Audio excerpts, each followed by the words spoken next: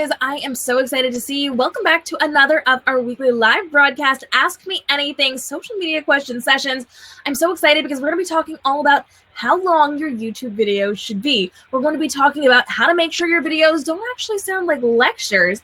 We're going to be chatting about whether we should be doing posed photos, photos of us, flat lay images for social media, and what mix of that is actually going to work best for us. We're going to be talking about what time of day is best for live streaming and answering your questions live. So if you're joining me here on YouTube for the very first time, I would love to get your questions answered. Go ahead and drop those down below for me as we dive in and get today's questions answered. You guys know that I am really excited because usually we go live over on Facebook. Today we're hanging out for the first time on YouTube because Be Live now allows us to live stream over on YouTube. So let's dive in, let's get those questions answered, and let's see what we can do to help you create a profitable business through smart social media marketing. So Melanie has written in this week, and she says, how long should my YouTube video be? And that is a great question, Melanie.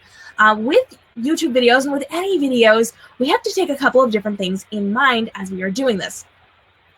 People like the shortest videos possible.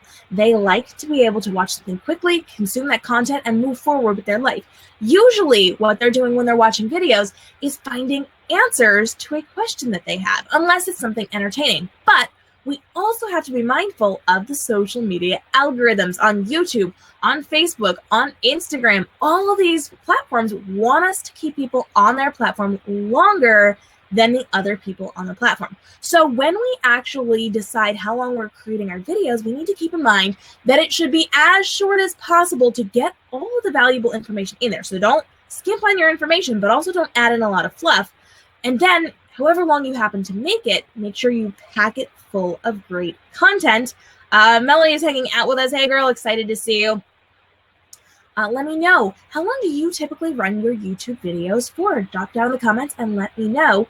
The most important thing is that you are using the shortest video possible to get all of your good content in there without that fluff. But keeping in mind, the algorithms actually want us to create longer videos because the longer our video, if we have really good content that holds people onto that platform, that means they can show more ads to people. So they want us to create longer videos. In fact, Facebook actually puts out a thing now saying you're not going to get shown very much if your video is less than 3 minutes long, which is, I mean, we don't really need to worry about that. But they are saying they want longer videos, 12 minutes, 15 minutes, 16 minutes, 17 minutes. Actually, we are allowed up to 4 hours. No, I think they bumped that up on Facebook. We're allowed several hours over on Facebook. We're allowed several hours here on YouTube as well. They want us to create longer videos, whether it's live broadcasting or it is a pre-recorded video. So make it long enough to get all of your important information in. That's the best way to put it. And keep in mind, people who are looking for answers to things want short videos. And if yours is just a little shorter than the person who maybe is at the top, that is going to make someone click on yours, probably over theirs. But if it's also a little bit longer, that's going to make the algorithms a little more happier. So take a look at those videos within your industry, within your niche, see how long they are and kind of base it off of that. But remember, the most important thing here is for you to actually be creating a video that gets all the content in there as quickly as possible without the fluff, without any dawdling, and then you get out. That is the best way to do it and create bingeable content. So if you want to make those algorithms happy, but your videos are shorter, lead into the next video so that people are watching it like a Netflix series. They go from one answer to the next answer to the next answer to the next answer.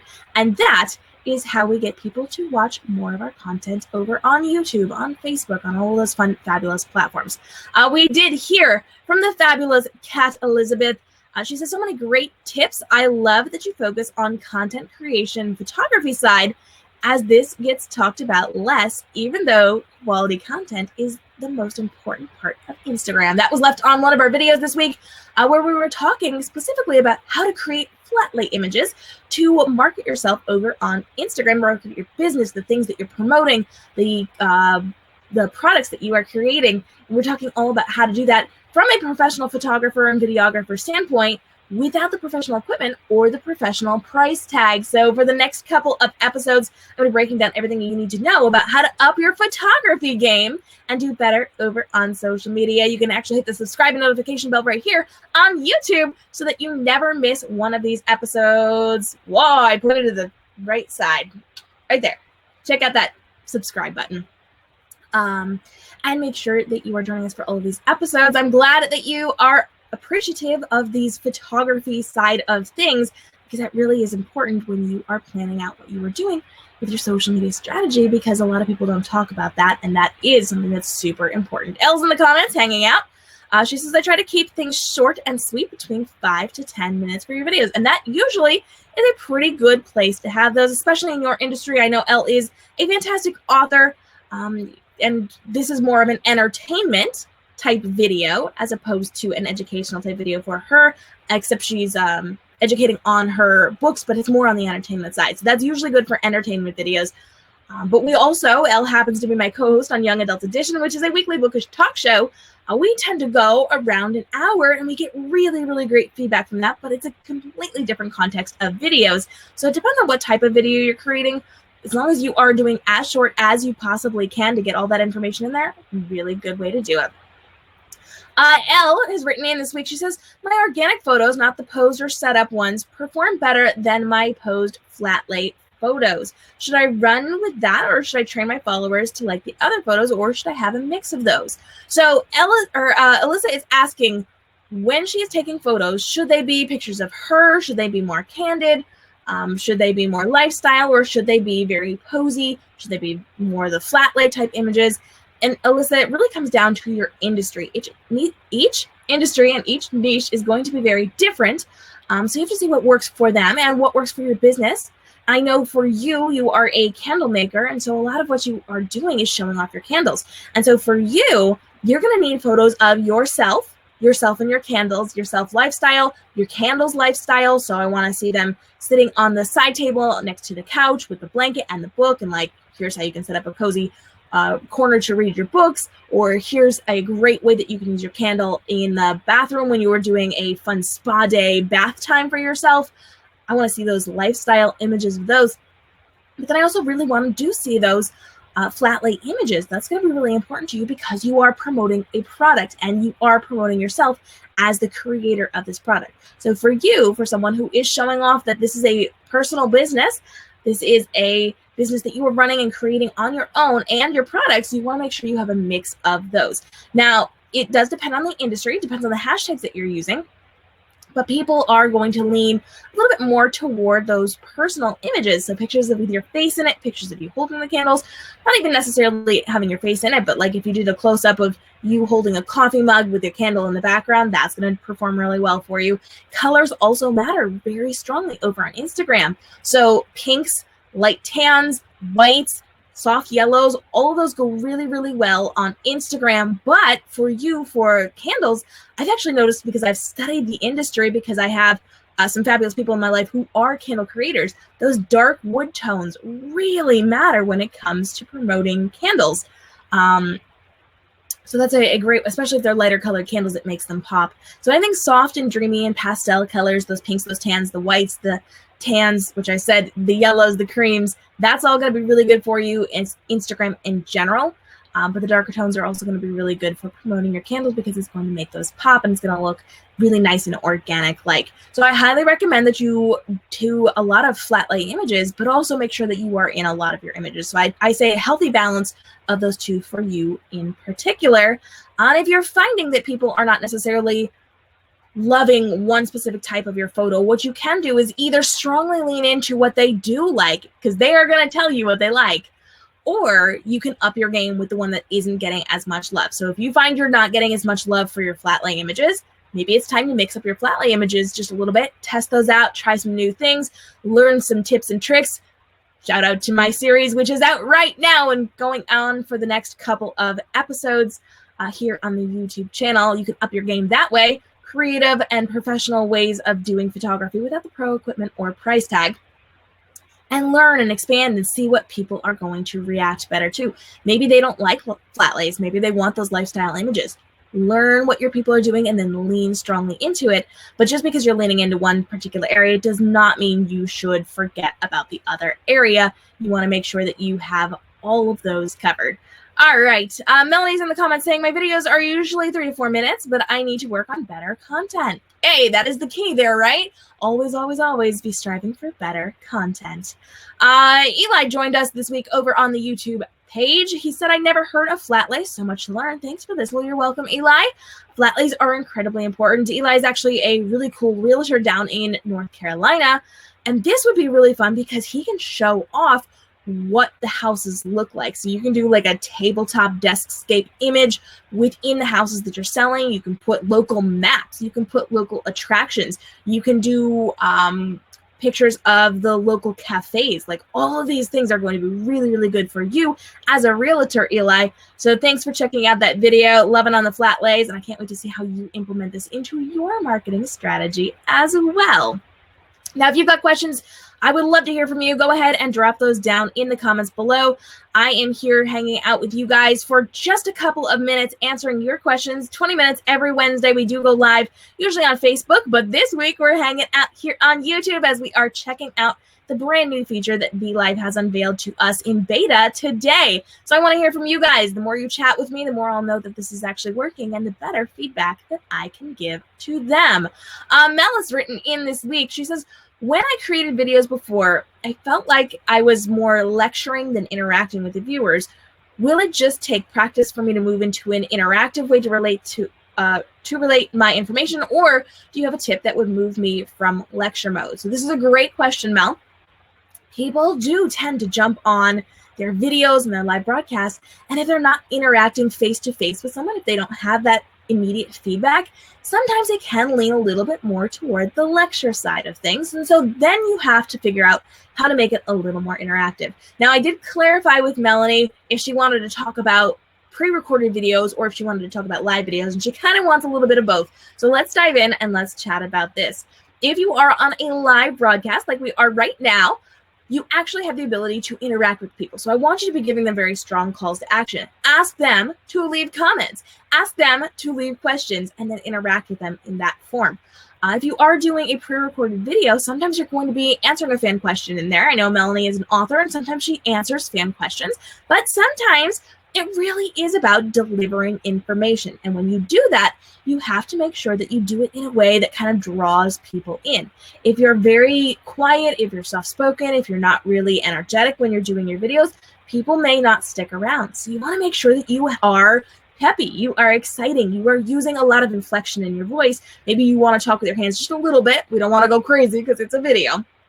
But you want to do things that actually get people to pay attention. So eye contact is really important. Inflection is going to be very important. The way that you say things, the way that you introduce things, the pitch of your voice as you're going, that's going to be very important. And you want to make sure that you are active and engaged and you look like you have energy. I know some of us look like we're tired 24/7. If you need to, drink some coffee. If you were like one of my co-hosts on my talk show, you grab a Red Bull. You do what you have to do to have that energy. Now, personally, I am an introvert. I don't like talking to people. I don't like being the center of attention. But you wouldn't know it by the way that I interact on my videos. I am very lively. I'm very energetic. I am very peppy. And I am looking right into the camera, more or less, with these live broadcasts. You know, you can only look in so many places. But you want to make sure that you are engaging to them and you want to make sure that you are interacting with them. So sometimes you talk a little bit faster, sometimes you talk a little bit slower. You don't want to have a slow video. You don't want to have that lag. If people feel like the energy level is down, they are going to leave. So you need to high energy this one up. You need to make sure that you're interacting with people and you're asking engaging questions and you are giving answers to them in a way that's going to be interesting. So how do you want someone to talk to you? You want them to make you feel like they are talking directly to you, about you, answering your questions, they're engaged with you, and they want to have a conversation with you, and you need to give that back to the people who are hanging out with you. All right. Mel's in the comments saying, I couldn't figure out how to word that question. I got you, girl. I got you, girl. We know exactly what we're going for with this one. Carolina says, I love your energy. Speaking of energy, thanks for the tips because my Facebook needs some help. She was popping onto our YouTube page a couple of days ago, and she was loving on the tools that you can use to succeed over on Facebook. So if you want some tips and tricks on how to make your videos just a little bit better, whether it's for Facebook or Instagram, your photos, your videos, the live broadcasts you're doing, the things you're doing on social media. I have 2 brand new videos that came out last week all about the tools that help me on Facebook and the tools that help me on Instagram. And I think you guys should check those out because those are super helpful for you guys. All right. Before we get into our last question, I do want to shout out that we are working on a brand new series here on our YouTube page all about creating flat lay imagery. I want you guys to be able to know what a flat lay is. So we dropped this video on Monday. On Friday, we're dropping a brand new video that's all about how to make those deskscape images. And that is the most effective way of doing a flat lay because it makes people think of your product in their home. A deskscape image, I'm not going to get too much into it just now, but a deskscape image is one that actually makes it look like it's sitting on your coffee table at home or on your desk at home or on your dining room table at home. And it puts your product into the mindset, the hands, the home of the person viewing it, and it actually translates into more sales. I'm going to tell you exactly how to do it in the next video. So make sure you hit the subscribe and notification bell, this side, the subscribe and notification bell so that you do not miss out on this incredible series where I'm breaking down everything you need to know about creating flat lay imagery from a professional photographer standpoint with professional photographer hacks without the professional equipment and without the professional price tag. I'm breaking down exactly how you can make equipment equivalent to what I use as a professional photographer for under $2. This has enhanced so many of my clients and students' photography skills. It's bumped up their Instagram and their Facebook.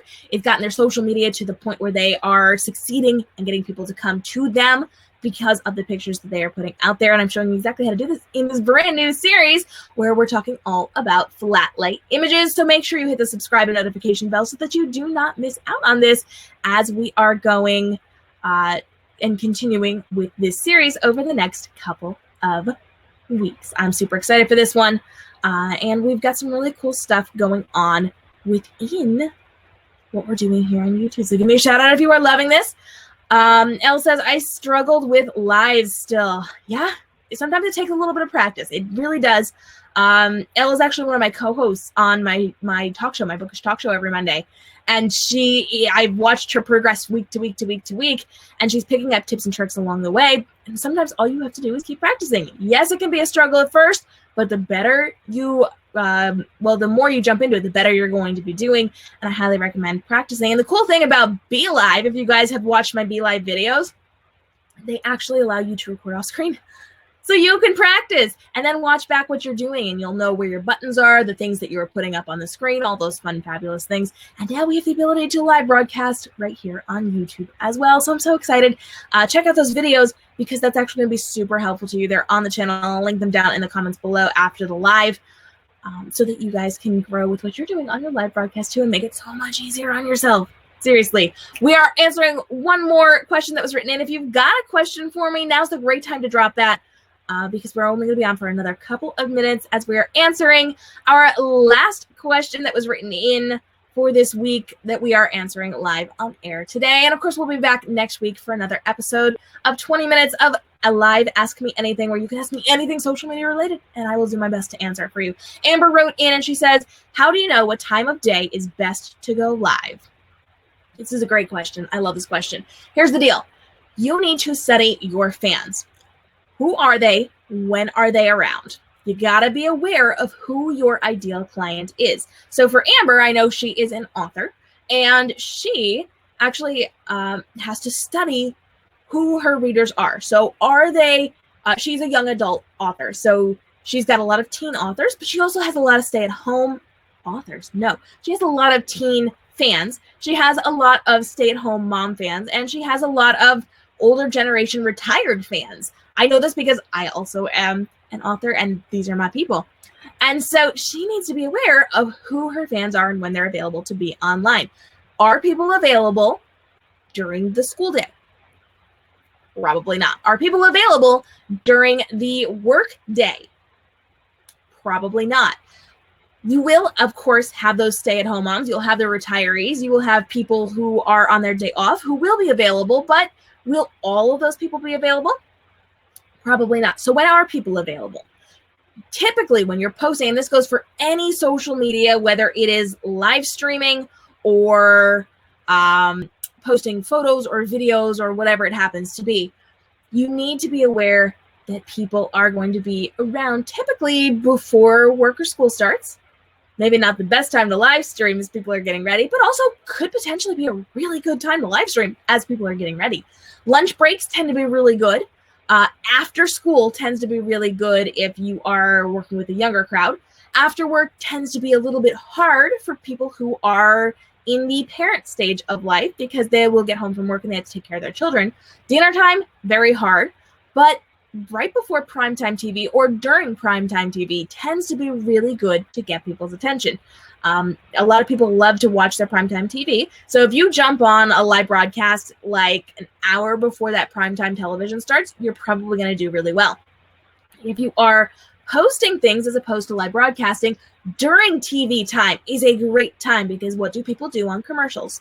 They scroll through their phone.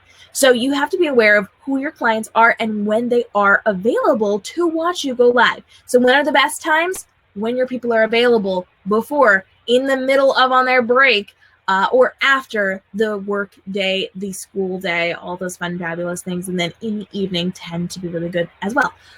Bonus tip here. If you are live streaming on Instagram, if you go into the live streaming app, it actually tells you how many people are live. Pretty cool, right? So here's the deal. No matter when you're going live or what platform you're going live on, you need to test. It's going to take a couple of weeks, possibly a couple of months, and you have to figure out when your people are going to be most active on your social media platform to interact with you. That means you're going to test at different times on different days of the week. When you figure it out, then stick with it and train your people to show up on a consistent basis. But on Instagram, you don't even have to go live to figure it out. Get on your phone, open the app, go into where you can live stream, and then watch how many people happen to be live and start a running list.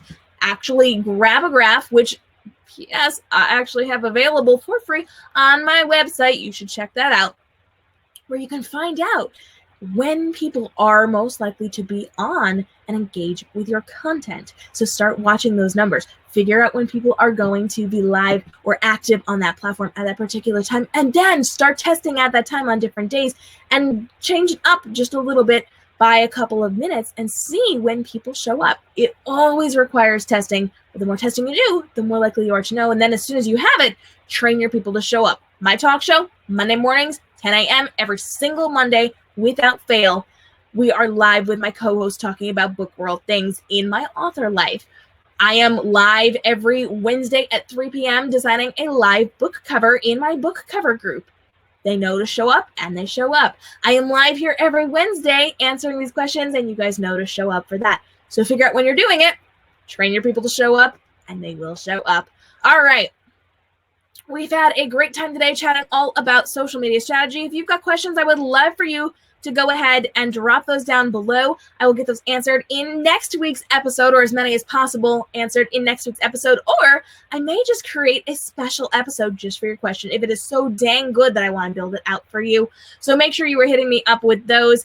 And if you've got questions, go ahead and let me know. P.S. If you need a little bit of help with your Instagram, I have a little bit of something special for you. You can actually go over to #KMRobinson.com, and that is going to bring you to my free hashtag guide where you can get seen better over on social media. I show you exactly how to pick the best hashtags for you guys and give you some great tips and tricks on how to do that. Melanie is saying, great advice, girl. I'm glad that you enjoyed it. Thanks so much for hanging out today. And if you've got those questions, go ahead and let me know. Come on over to group.kmrobinson.com if you want exclusive access to me to get answers before you can get them anywhere else, and to get first access to all of my YouTube videos and all the behind-the-scenes things that we are creating here on YouTube for you.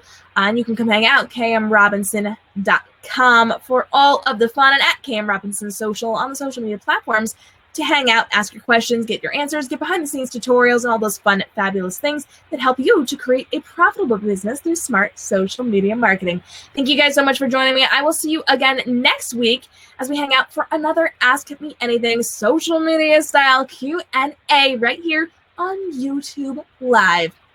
Until then, have a great day and stay inspired, and hit that notification bell so that you never miss out on one of these fantastic videos. Bye-bye.